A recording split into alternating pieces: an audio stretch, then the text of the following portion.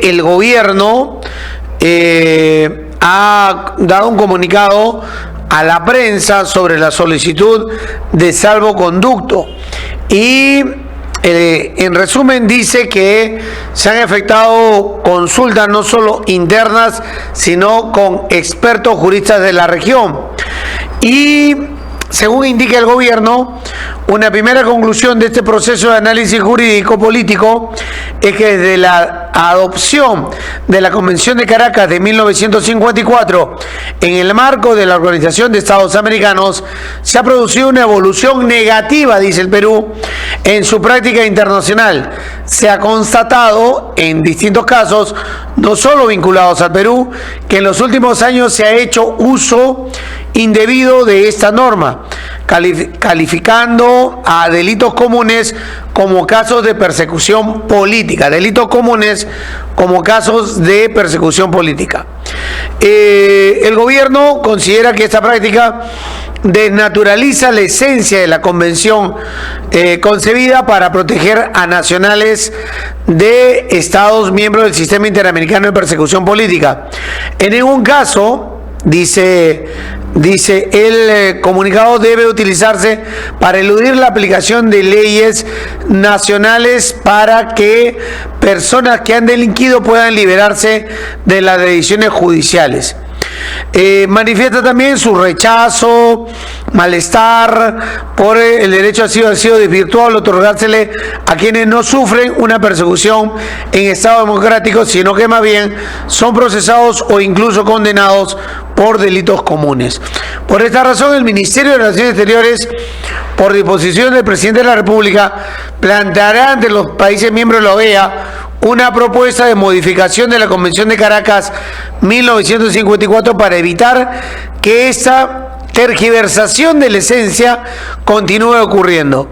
Se iniciará de inmediato un proceso de consultas con otros países miembros de la OEA para llevar adelante esta propuesta, cuyo objetivo central es que el imperio de la ley sea respetado por todos los habitantes de las Américas.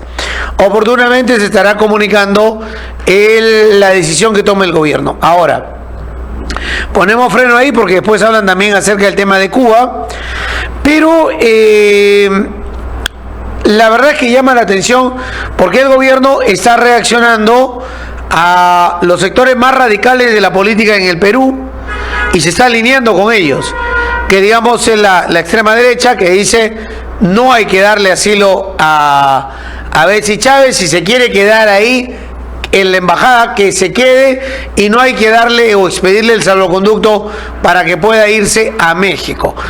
Es un sector de opinión que tiene relación a partidos políticos, que sale en Ventana Televisión Nacional y utiliza redes, principalmente Twitter, para pronunciarse. A ese sector el gobierno responde con un vamos a consultar, vamos a ver qué es lo que sucede.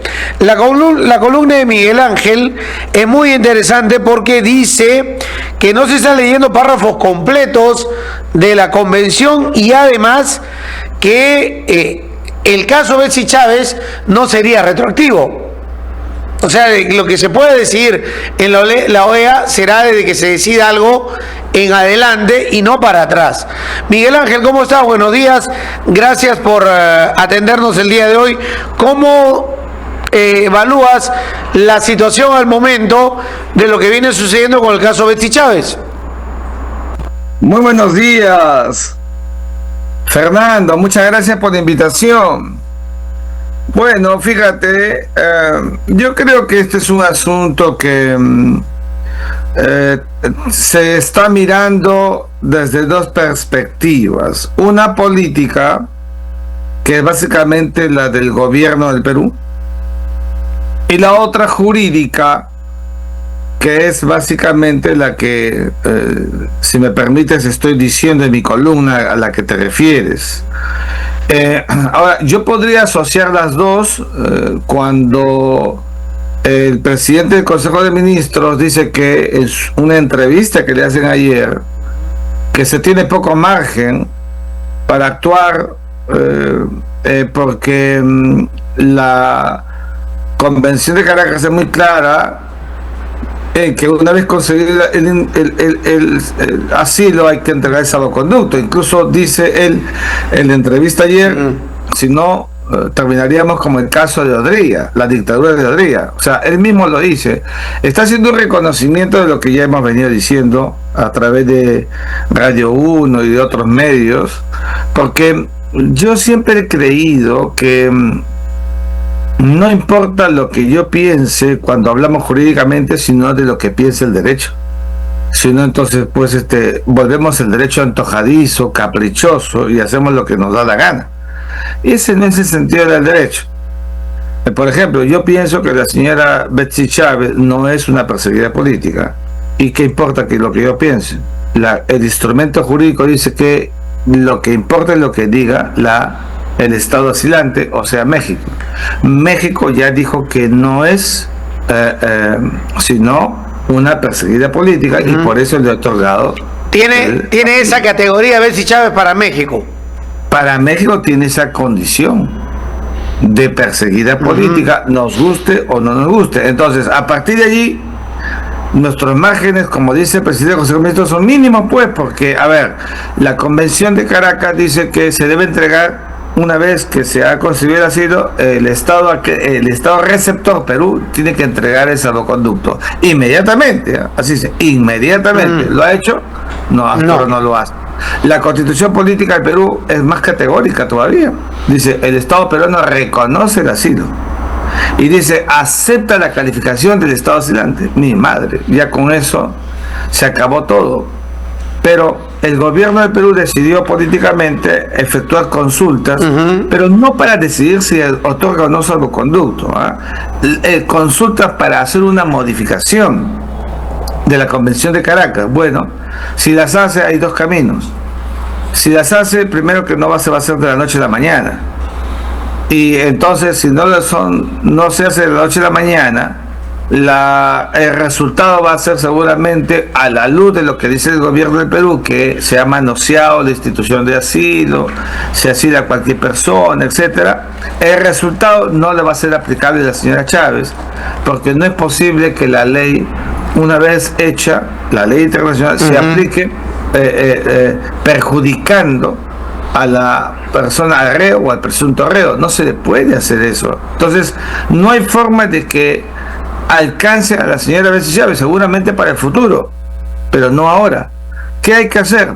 Entregar el salvoconducto. Es verdad que ya no hay relaciones diplomáticas, pero el local de la misión es inviolable y nadie puede entrar en la misión diplomática. Ella está allí. ¿A quién le va a dar las llaves en México? No sabemos, por lo menos no lo sé hasta ahora, pero le va a dar las llaves a un tercer estado para que abra y cierre el local. ¿No ves que ahí hay muebles, bienes, archivos, memorias, documentos? Todo eso está intacto. Nadie puede entrar a la embajada y abrir y sacar, por más que sean rotos las relaciones diplomáticas.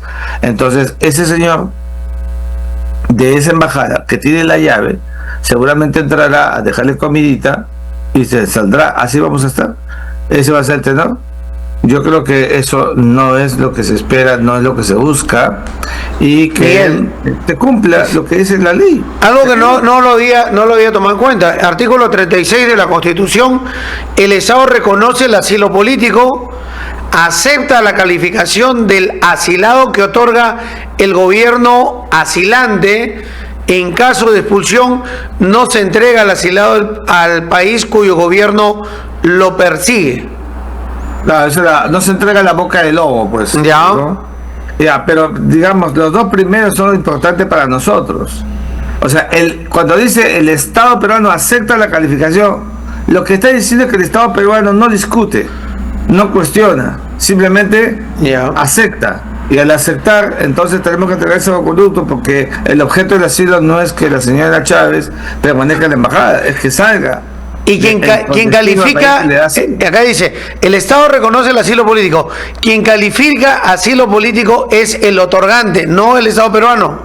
Correcto, el Estado otorgante, eso se llama Estado asilante. Ya. Y el Estado peruano, en ese caso, acepta la calificación. Acepta, es el Estado receptor. El Perú acepta, no cuestiona, no comenta. no consulta, no, eso está decidido así, o sea que, repito, no tenemos como país otra salida que entregar ese salvoconducto. Mejor es temprano que tarde, porque la señora, mientras esté en embajada, le va a hacer la agenda al país. Estamos entrando en una etapa electoral y el tema Betsy Chávez será un tema electoral. Eso queremos. Yo creo que tenemos que ser muy pragmáticos, porque la rapidez de la política exterior, la política internacional también supone sagacidad, astucia. Y estamos a destiempo en eso, porque en el caso de Lilia Paredes y sus hijos fue mucho más rápido, fue casi inmediata la decisión del gobierno de Dina Boluarte de entregarles la salida o el salvoconducto luego de que se les había dado el asilo por parte de México con López Obrador en aquel momento. Claro, lo que pasa es que este asilo es distinto, pues, porque acá estamos frente a una persona que ha tenido cargo público, que ha sido presidente del Consejo de Ministros, ha sido ministra, estuvo el día del acto, el 7 de diciembre, entonces hay otra connotación, pero igual nomás, para el derecho internacional el tratamiento es el mismo. Sí, yo podría decir y agregar a lo que tú dices, que está rehudiendo la justicia tratando de pedir un asilo, pero que México tiene todo el derecho de darle el asilo político, porque ellos califican. Ya lo dio, ya México ya calificó. Entonces nosotros tenemos que extender ese salvoconducto. No tenemos otra alternativa. Nos guste o no nos guste.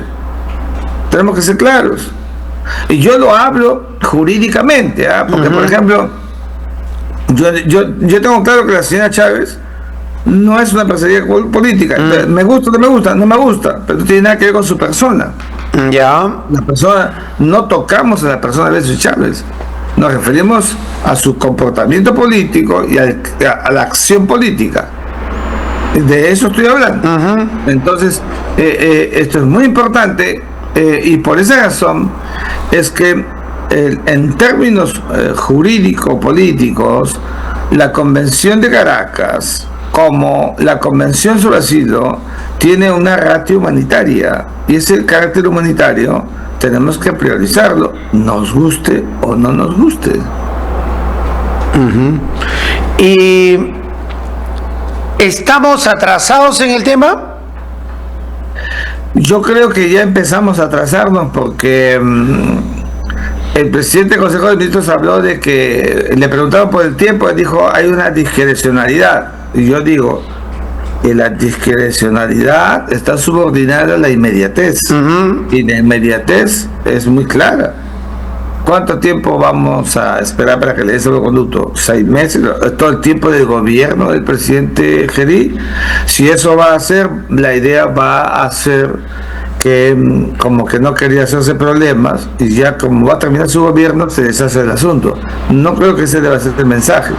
Yo creo que el mensaje debe ser: el gobierno ha decidido consultar sobre un cambio o una modificación en la convención. Bueno, termina de hacer sus consultas, no se puede esperar que haya un resultado porque eso va a demorar mucho tiempo. Entonces, una vez que ha hecho las consultas, ha dejado nota de que esto está anacrónico, obsoleto, no está bien este asilo como tal como está actualmente, pero le extiende el salvoconducto porque es respetuoso del derecho internacional. Eso es lo que hay que hacer a mi juicio. Ya, y digamos entonces, el Perú dice: me voy a ir a consultar con Estados miembros de la OEA este tema para hacerle modificaciones, pero esto, en el caso de Betsy Chávez, no sería aplicable, pues no habría una retroactividad si es que algún día o en un momento se hace una modificación. ¿Tú crees en esa modificación? Mira, yo puede haberla, pero va a ser mínimo, porque así como está trabajado, es garantista, es decir, porque si no perdería su razón de ser el asilo, que el asilo siempre va a tener que calificar el Estado asilante, porque si el Estado asilante deja de calificar, se pierde la naturaleza protectora del asilo. Por eso que yo, más allá de la buena intención del gobierno del Perú de querer que haya cambios, yo los veo mínimos y estoy razonando hermenéuticamente, jurídicamente. ¿Y el Perú ha otorgado asilos? Sí, claro, hemos otorgado asilo. Ya mismo acá en el Perú hay un venezolano que escapó de los tiempos. Empresario, ¿no? Sí, un empresario que se me ha ido el nombre, de Venezuela. Entonces, hay gente que se asila en el Perú, ¿cómo no? Eso es ¿por qué? Porque el asilo es funcional en todos aquellos estados que han firmado la convención. Lo ha firmado Venezuela, lo ha firmado México, lo ha firmado Perú, lo han firmado todos los países de la región. Ahora, es una figura muy utilizada y utilizada antiguamente en épocas de dictaduras, ¿no es cierto? Asilos, expulsiones que se llevan adelante por parte de los gobiernos dictatoriales. Hoy también es una característica que la gente que se enfrenta a gobiernos dictatoriales termina pidiendo asilo. O sea, venezolanos, nicaragüenses, ¿no? Y otros que se sienten perseguidos por gobiernos que tienen un talante muy claro de autoritarismo, sus conciudadanos terminan pidiendo esa figura del asilo ante la persecución política y el peligro de muerte. Esa es la general. En el caso de Perú, a Nadine Heredia le dieron y nadie reclamó. Y ahora Betsy Chávez, segundo caso, bueno, antes tuvo Lilian Paredes, ¿no? Pero digamos, en ese periodo son tres los más conocidos. Este tercero es el que salta. Sí, este tercero por la connotación de la persona, como ya hemos dicho, que era presidente del Consejo de Ministros. Pero en cualquiera de los tres casos, no nos queda otro remedio que respetar lo que diga el Estado asilante. Hemos respetado lo que dijo Brasil, y hemos respetado lo que dijo México para el caso de la esposa del presidente Castillo, y tenemos que respetar también lo que diga México por el caso de la señora Betsy Chávez, y tenemos que respetar en el futuro. Mañana en el futuro un gobierno de izquierda y persigue a un político peruano de derecha, se mete en la embajada, imagínate, de Estados Unidos. Estados Unidos le da el asilo. ¿Qué tiene que hacer el gobierno de izquierda peruano, por más radical que sea? Entrega el salvoconducto, porque son reglas para todos. Yo podría ser muy radical en mi ejemplo, pero un radical de izquierda juramentando un 28 de julio del próximo año diciendo cierro Congreso, nueva Constitución y órdenes de detención para X, Y o Z, y quienes no sean detenidos entrando por la ventana a embajadas, y el gobierno diciendo no les doy el salvoconducto, se quedan ahí, rompo relaciones con esos países que los consideran asilados políticos. Le pasó a García en el 92. Bueno, que todo eso es posible. Claro, porque yo legislo y luego esa bala llega a mí. Sí, todo eso es posible, pero yo te digo que todo eso será una barbarización, porque no hay nada peor para un país, para un Estado, darle la espalda a las leyes que ha creado, tanto internas como internacionales, sino para que somos pues una sociedad jurídicamente organizada. Seríamos una sociedad pero sin normas. ¿Cómo se llama eso? Mi madre. Claro, pero eso lo hizo Fujimori y eso quería imitar Castillo. O sea, hay un peligro latente en las democracias débiles. América Latina siempre ha sido débil, sus instituciones débiles. Nuestro proceso del siglo XIX, del 18 al 19 fue débil. Entonces, todavía somos una región en construcción, no sabemos integrarnos. Es una pena, Fernando. Lamentablemente somos todavía una sociedad en construcción. Seguimos con caudillos como en el siglo XVIII, XIX, con unos cuantos grupos políticos que dominan el escenario. No hay elecciones internas o primarias como deberían hacerse. Hay un montón de candidatos. O sea, todo eso nos pone pues como una democracia realmente inestable, vulnerable, débil, ¿no? Y me preguntan por acá, ¿no se podría hacer, eso lo pregunto a un oyente, lo que hizo el presidente de Ecuador de entrar a una embajada?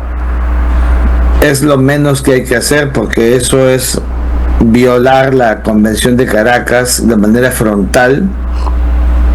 Puede acarrear responsabilidad para el Perú, incluso es motivo de casus belli, o sea, motivo de guerra. Ya, pero ¿qué pasa si lo haces? ¿Qué le pasó a pasa si lo Ecuador? haces? ¿Qué le pasó a Ecuador?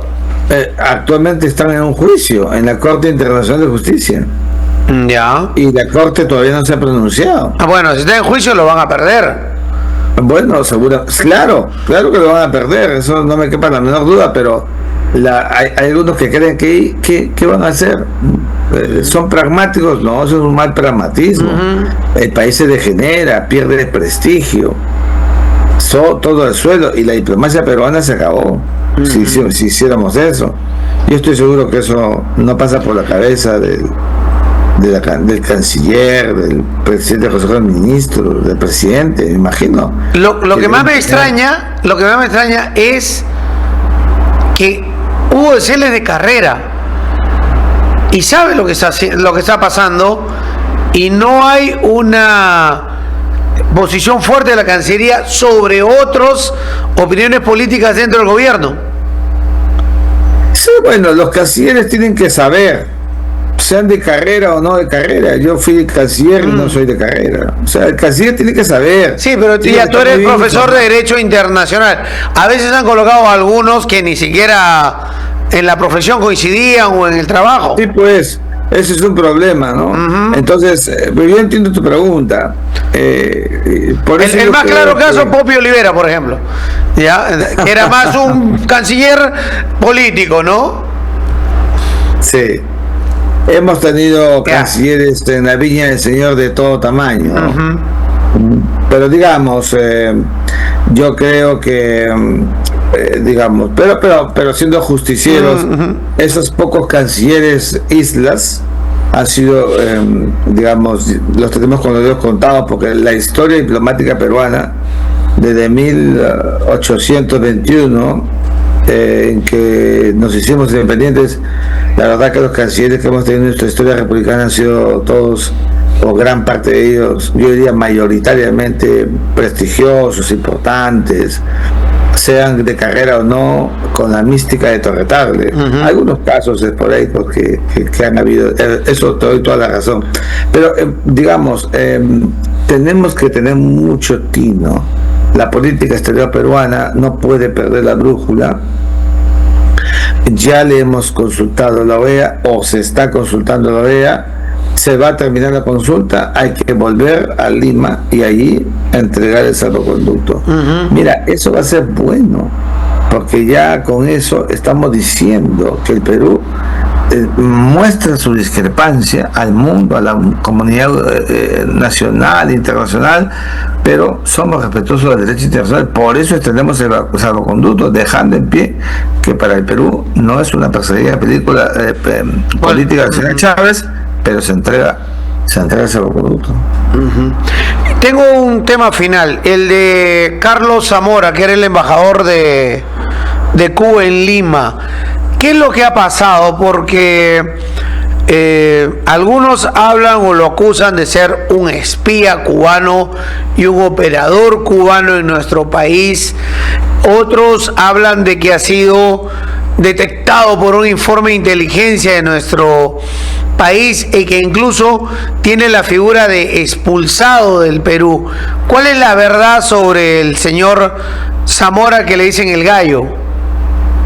Sí, bueno, lo que sabemos todos en el medio en que nos movemos es que este señor ya había anunciado que se iba. Ya. Incluso ya creo que debe estar corriendo por las redes, por ahí, una nota, una carta donde da a conocer al gobierno de Perú que ya termina su misión. Entonces, él técnicamente no ha sido expulsado. O sea, tenemos que ser muy claros. Ya. Técnicamente no ha sido expulsado, pero qué duda cabe que aquí en el Perú se ganó animadversiones de todo calibre. Se le imputaron todas las cosas que tú estás diciendo. Digamos, entonces nunca cayó en el Perú bien a un cierto o importante sector, sobre todo la derecha peruana, Y este señor ya se fue, se despidió, todo el mundo, todo el cuerpo diplomático acreditado en el Perú sabía que ya se iba, ¿no? Pero no ha sido expulsado, hay que decirlo así. Eso no significa que los cuestionamientos que hay sobre él han estado ahí siempre, ¿no? Entonces, o sea, tenía señalamientos. Tenía señalamientos y eso nos ponía a nosotros a posición de discreción. Te lo digo así, un tipo además cuando tú hablabas con él podría parecer como algunos cubanos muy simpáticos, pero tenías que tener tus digamos mecanismos de contención frente a lo que se venía diciendo, un espía, metido en muchas cosas, etcétera. Entonces buena pieza no ha sido. Claro, pero el tema es, por eso te preguntaba al final cuál es la verdad, porque yo también he accedido a un documento de la Embajada de Cuba del 30 de octubre, donde comunica, pero no, o sea, yo tengo que contrarrestar esa información, saber si es real el documento que nos envía. ¿Cómo saberlo, no? Esa es una pregunta que le tendría que responder el canciller, pero lo que yo te digo es que en el medio diplomático en el que nos movemos todos, ya se sabía que se iba. Sabíamos que se iba, ya se estaba despidiendo de todo el mundo, todo el mundo era un vox populi que se iba. Por eso te digo que mi impresión es que él, a la luz de que ya se iba, que mandó una carta, etcétera, no fue expulsado. Ahora, el detonante, por qué se fue, la Cancillería lo citó, eso, bueno, es que eso lo tiene que decir el canciller, nosotros no sabemos. Pero el canciller ayer en una entrevista lo ha dejado como que era una conversación reservada. Sí, lo ha dejado como una conversación reservada. Que generalmente eso hacen los diplomáticos, ¿no?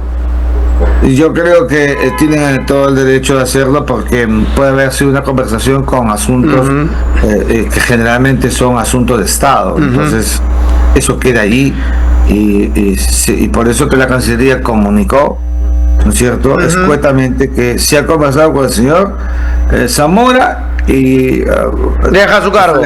Está dejando el país en las próximas horas.